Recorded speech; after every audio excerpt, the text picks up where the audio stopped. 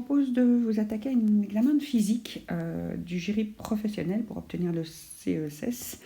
Je ne sais pas de quelle année date cet examen, il est disponible sur les réseaux sociaux. Ça doit être avant 1921, parce qu'après je les ai vus tous datés. Donc ça doit être 2020 ou 2019, je ne sais pas.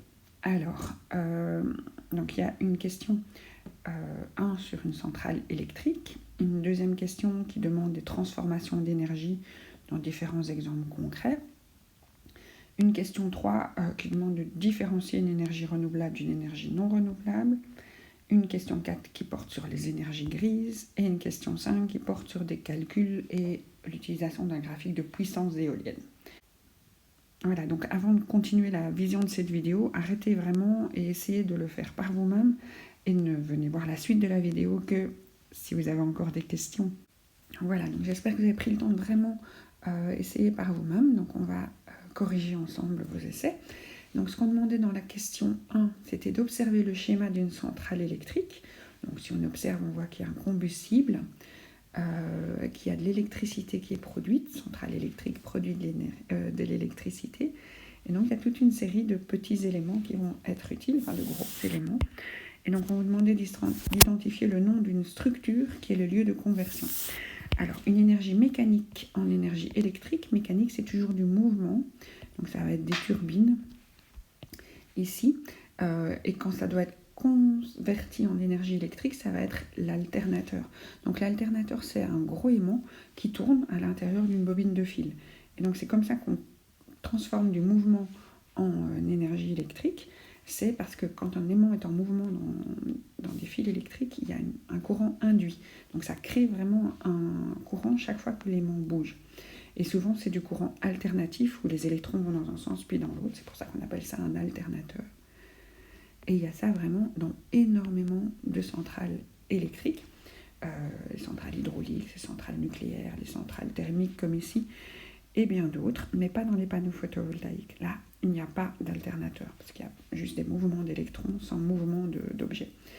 Alors, la structure qui est le lieu de conversion de l'énergie chimique en énergie thermique. Alors, l'énergie chimique, c'est vraiment des molécules. Ça va être des molécules qui portent de l'énergie. Ici, c'est vraiment le combustible. Et quand on modifie ces molécules, quand on fait des réactions chimiques avec, on peut avoir de la chaleur qui est dégagée. Et donc, ça se passe dans la chaudière. Donc c'est là qu'on prend le combustible et qu'on génère de la chaleur qui va chauffer l'eau. Alors pour la deuxième question, on vous demande de déterminer la quantité d'énergie consommée par la centrale. Et il faut qu'elle soit exprimée dans les unités du système international. Et on doit indiquer son raisonnement. Alors pour rappel, c'est quoi un rendement ? Donc un rendement, c'est toujours ce qu'on obtient sur ce qu'on aurait pu obtenir. Et donc si ce que vous obtenez est entièrement ce que vous auriez pu obtenir, votre rendement est de 100%. Alors on multiplie par 100 pour avoir des pourcents. Et donc ici, on vous dit que vous avez obtenu 40% de rendement et que quand vous avez 40% de rendement, votre énergie produite, elle est de 80 000 kWh. Et donc cette énergie produite, c'est vraiment ce qu'on obtient. Et donc ce qu'on vous demande, la quantité d'énergie consommée, c'est ce qu'on a introduit dedans, ce qu'on aurait pu obtenir si tout avait été transformé. Donc l'énergie consommée, c'est les 100% de départ, avant de n'en retirer que 40%. Alors, j'ai transformé la formule du rendement, un peu comme on pourrait transformer une fraction. Si c'est 12 divisé par 2, et donc si je veux avoir 2 égales, parce que c'est ça que je cherche ici, ce qui est en dessous de mon rapport, là, ce qu'on aurait pu obtenir, c'est mon inconnu.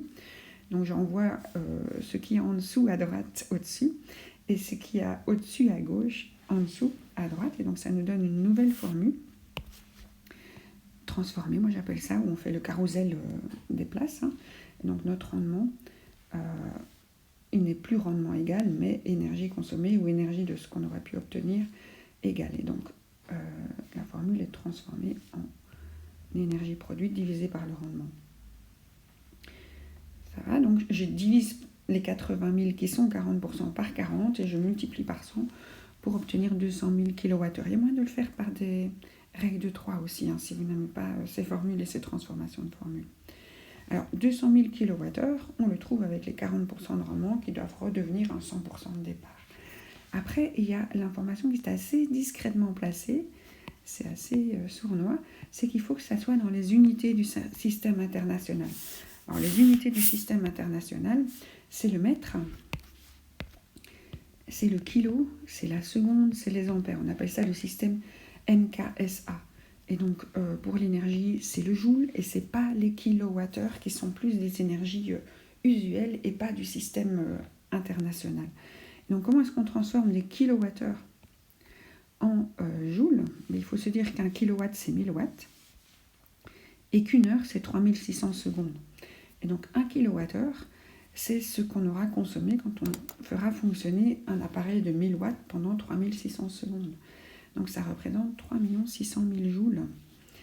Et donc si vous avez 200 000 kilowattheures de la centrale, l'énergie que la centrale a consommée dans le combustible, et que vous transformez ça en joules, ça fait un chiffre assez faramineux qui s'écrit avec des écritures scientifiques. Donc si vous commencez à mettre tous les zéros, vous risquez d'en oublier. Et de toute façon, votre calculette vous le donne en 7,2 fois 10 exposants. Et donc bien indiquer que ce sont des joules, les unités internationales. Donc une question très mathématique. Et c'est ça aussi la physique, c'est pas seulement décrire ce qui nous entoure, c'est aussi faire plein de calculs pour quantifier tout ça. Donc la question 2 demande des transformations d'énergie dans différents exemples. Je trouve qu'elle n'est pas ultra claire et j'avoue que je n'ai pas les réponses. Ce qui circule, ce sont les questionnaires et pas les correctifs. Je ne sais pas s'ils le fournissent en fait. Ce serait bien quand même. Et donc, je fais du mieux que je peux en vous disant un petit peu ce sur quoi je ne suis pas sûre. Donc à nouveau, j'espère que vous prenez le temps de d'abord répondre par vous-même et puis de regarder la correction. Alors, le brûleur d'une montgolfière chauffe l'air, ce qui lui permet de s'envoler. Donc, ce qu'on nous demande, ce sont des transformations d'énergie. Donc, on va avoir une énergie quelque chose qui va devenir une autre énergie. Donc, le brûleur d'une montgolfière, pour moi, il va chauffer un combustible. Donc, c'est de l'énergie chimique qui est transformée en énergie thermique si l'air est chauffé. Après, le four à micro-ondes, c'est de l'énergie électrique. On lui met la prise à ce four et ça permet de chauffer, donc ça devient de l'énergie thermique. Alors maintenant, si vous avez plutôt envie de parler des ondes, donc l'énergie électrique qui donne une énergie électromagnétique, le micro-ondes, c'est un peu comme une lumière, donc c'est une énergie qui est transportée par des ondes. Mais je crois que je voulais juste électrique vers thermique. Alors le mouvement de l'eau fait tourner la roue d'un moulin à eau et entraîne un générateur de courant électrique. Donc on aurait bien de l'énergie électrique. On aurait bien de l'énergie mécanique, puisqu'on fait tourner quelque chose qui entraîne un générateur, c'est un alternateur. Et le mouvement de l'eau, pour moi, c'est de l'énergie hydraulique. Donc j'aurais du mal de dire énergie hydraulique à énergie électrique, mais peut-être bien quand même. Donc à nouveau, je crois qu'ils demandent la transformation du début à la fin, puisqu'ils n'en veulent qu'une. Mais bon, alors se frotter les mains l'une contre l'autre pour se réchauffer, on va vers de l'énergie thermique. Mais à nouveau, c'est une énergie mécanique avec des frottements. Et se frotter les mains, on fait ça grâce à de l'énergie musculaire. Vous voyez ce que je veux dire? L'énergie musculaire, elle est elle-même une énergie chimique, puisqu'on brûle des aliments pour bouger. Mais ici, j'ai l'impression que c'est surtout les frottements pour se réchauffer, donc on serait bien sur la fin. Mais bon, je ne suis pas sûre à 100%. Alors ici, on a de l'électricité. Hop, et les panneaux photovoltaïques qui partent de l'énergie lumineuse ou de l'énergie solaire, c'est la même chose. Là, je crois que c'est un synonyme vraiment. Donc l'énergie solaire, la lumière du soleil peut être transformée en énergie électrique par les panneaux photovoltaïques. Voilà, pour la question 3. Expliquer ce qui différencie une énergie renouvelable d'une énergie non renouvelable. Ça, il faut vraiment étudier et j'ai une petite synthèse. Donc, une énergie renouvelable, c'est quoi? C'est une énergie que la nature reconstitue plus vite que l'homme ne l'utilise. Donc elles sont inépuisables à l'échelle du temps humain, c'est pour ça qu'on les appelle renouvelables. Et les non renouvelables, à court et moyen terme, on peut les épuiser. La nature ne les reconstitue pas suffisamment vite à l'échelle d'une vie.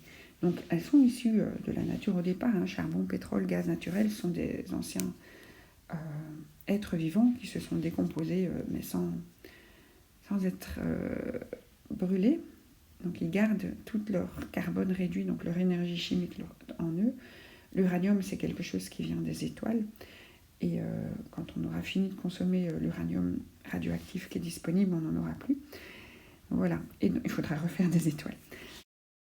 Donc quand il demande d'expliquer ce qui différencie, une énergie renouvelable, la nature en refabrique en permanence, et donc on en aura toujours, ça ne s'épuise pas. Une énergie non renouvelable, c'est quelque chose qui a été produit il y a longtemps, qui met énormément de temps à être fabriqué, et que la nature ne sait pas renouveler. Et donc justifier, c'est le temps nécessaire à reconstituer la réserve de l'énergie, trop long par rapport à une vie. Donc vous faites de jolies phrases avec toutes ces informations théoriques. Donc la question 4, au niveau de la théorie, définir l'énergie grise et puis appliquer la théorie à l'exemple. Définir l'énergie grise, c'est la dépense énergétique totale pour l'élaboration d'un matériau tout au long de son cycle de vie. Donc on va extraire ces matières premières et l'utiliser, donc le transporter, le vendre, le mettre en œuvre, l'utiliser. Alors en juin, on voit des tomates qui viennent de Belgique et des USA. Vous voyez qu'en juin est mis en gras. Donc quel est le choix le plus avantageux d'un point de vue énergétique ? Ici, ce seront les tomates d'origine belge, parce que l'énergie grise des tomates venant des USA comprend le transport longue distance, qui n'est pas avantageux. Vous voyez qu'on est ici en saison. Donc si on vous donne des tomates belges, mais d'hiver, on les a fait pousser dans une serre, alors que si on prend des tomates d'Espagne, d'accord, elles viennent de plus loin, mais a priori, elles auraient peut-être bien eu le soleil réel. Donc il faut faire attention de comparer des choses comparables. Donc ici, on est avec des fruits de saison qui viennent juste de plus loin. Alors, la dernière question concerne une éolienne. On a une courbe qui donne la puissance fournie par l'éolienne en fonction de la vitesse du vent. Et donc, on doit lire et faire certains calculs. À partir de quelle vitesse du vent l'éolienne délivre-t-elle une puissance non nulle ? On voit que la puissance est nulle jusqu'à une vitesse de 3 mètres par seconde. Donc à partir de 3 mètres par seconde. Donc bien toujours indiquer les unités. Et ici, on demande une puissance non nulle. À partir de quelle vitesse du vent la puissance délivrée n'augmente-t-elle plus ? On voit que la puissance augmente jusqu'à exactement cet endroit-ci, qui est 13,5. Donc à partir de 13,5 mètres par seconde, et on demande de convertir en kilomètres par heure. Et donc comme il y a 1000 mètres dans un kilomètre et 3600 secondes dans une heure, ici en fait il faut vraiment se rappeler quand vous marchez, vous faites à peu près 5 km/h. Et quand vous marchez, vous faites à peu près 1 mètre par seconde. Et donc le rapport, c'est 3,6 km par heure, c'est 1 mètre par seconde. Donc si on veut refaire des kilomètres-heure, on doit multiplier par 3,6. Et donc ça fait 48,6 km/h. Voilà. Après, on nous demande la puissance délivrée par l'éolienne si le vent a une vitesse, une vitesse de 11 mètres par seconde. Donc si on prend les 11 mètres par seconde de vitesse et qu'on regarde sur le graphique en montant et en revenant ici à gauche, on est à une puissance de 5500 et cette fois-ci ce sont des kilowatts. Il ne précise pas que ça doit être en unité internationale, donc on le laisse en kilowatts. Voilà pour cet examen de physique. Bon courage pour votre préparation.